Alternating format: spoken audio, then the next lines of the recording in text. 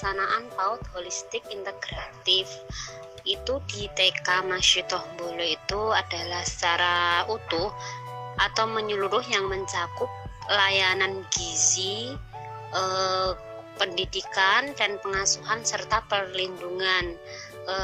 Juga kesehatan juga itu juga utama untuk mengoptimalkan semua aspek untuk perkembangan anak usia dini. Yang nomor 2, paham mengenai PAUD holistis sektore integratif. Nah, itu mencakup nilai-nilai dalam pendidikan, seperti kalau di pendidikan itu seperti nilai moral dan etis, religius, psikologi, sektore filosofis dan sosial dalam kesatuan yang dilakukan secara menyeluruh antara jiwa dan badan, serta aspek material dan aspek spiritual untuk memenuhi kebutuhan esensial anak. Ya, seperti saat kita mengajarkan kepada anak itu ya, dari hal terkecil itu misalnya kesehatan itu kita selalu mengingatkan cuci tangan yang baik itu seperti apa, itu kan termasuk kesehatan. Nah, untuk yang religius itu kita mengenalkan tentang ucapan salam sebelum masuk dan keluar rumah, itu juga termasuk religius untuk pendidikan agama. Kalau untuk yang sosial ya, pendidikan sosial itu kita mengajarkan anak bagaimana kita harus berteman dan tidak membeda-bedakan antara teman yang satu dan teman yang lain. Di TK Masjid Tohbolo ini layanan, yaitu yang pertama itu pelayanan kesehatan, seperti 1 bulan sekali itu memberi fasilitas kepada anak-anak untuk melakukan imunisasi, untuk mengecek tinggi badan anak, berat badan anak, kesehatan anak, yaitu untuk memperbaiki gizi. Seperti nanti pas posisi nanti bidan itu ke TK, terus memberikan vitamin A, memberikan imunisasi ya seperti ya tadi imunisasi tersebut, terus memeriksa kesehatan seperti kesehatan mata, telinga dan mulut.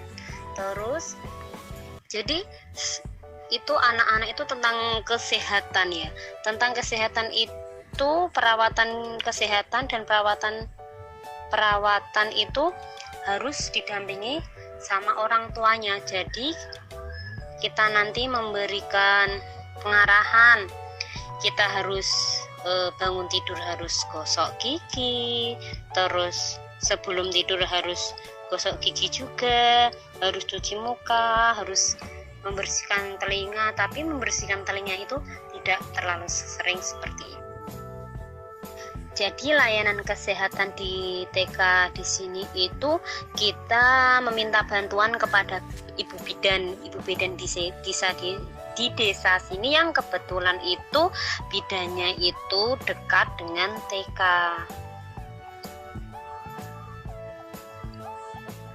Ya, meminta bantuan 1 bulan sekali itu untuk imunisasi dan pemberian vitamin secara gratis.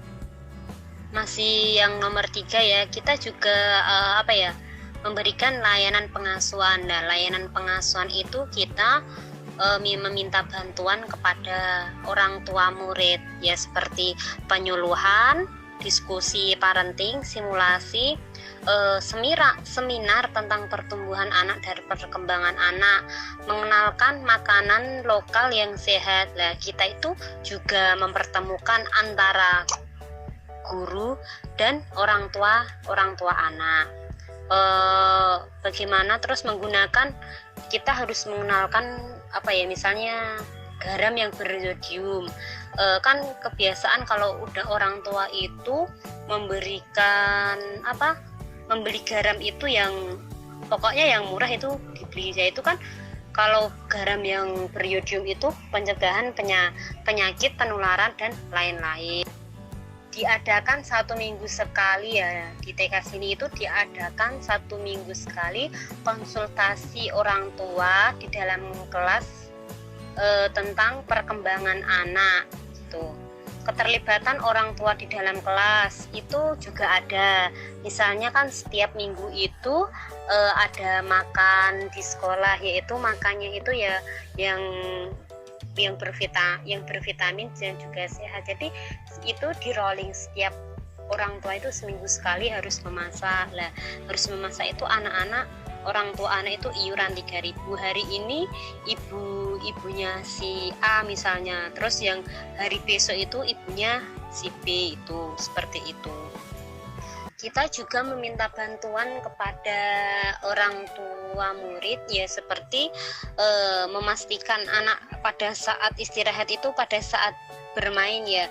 Jadi kan gurunya di sini itu ya satu kelas itu kan dua guru itu orang tuanya itu kan menunggu anak pada saat jam belajar, pada saat jam istirahat itu kan orang tua itu juga mengawasi anak-anaknya dalam bermain di lingkungan halaman sekolah ya, seperti mainan ayunan, mainan prosotan dan sebagainya. Yang namanya anak itu kan juga terkadang kan ya mainnya itu tidak terkontrol, kadang ada yang jatuh dan masih belum bisa mengendalikan emosinya. Jadi anak itu harus benar-benar mendapat pengawasan, karena di sini itu ya gurunya juga terbatas. Jadi kita meminta bantuan kepada orang tua yang menunggu anak-anaknya di sekolah gitu. Lah di TK sini itu mengenai layanan kesejahteraan itu apa ya, setiap anak integrasinya itu harus terpenuhi kebutuhan dasarnya, yaitu dalam kebutuhan rohani. Anak itu setiap hari selalu diajarkan, setiap pas pelajaran itu diajarkan mengenai doa yang namanya juga anak TK itu doa yang paling sederhana, dari pertama masuk dan keluar rumah, terus makan dan sesudah makan, mau tidur dan sesudah tidur. Itu anak-anak itu harus harus dijelaskan tentang tentang doa-doa tersebut. Jadi anak tersebut itu sebelum tidur itu akan berdoa. Jadi sebelum berdoa itu ayo kita orang tua itu juga harus membimbing. Jadi bantuan untuk mengenalkan anak tentang kerohanian itu orang tua itu juga harus mendukung. Jadi ketika seorang guru mengajarkan doa-doa pendek, surat-surat pendek tentang sholat ya, kalau di sini tuh sholatnya sholat duha,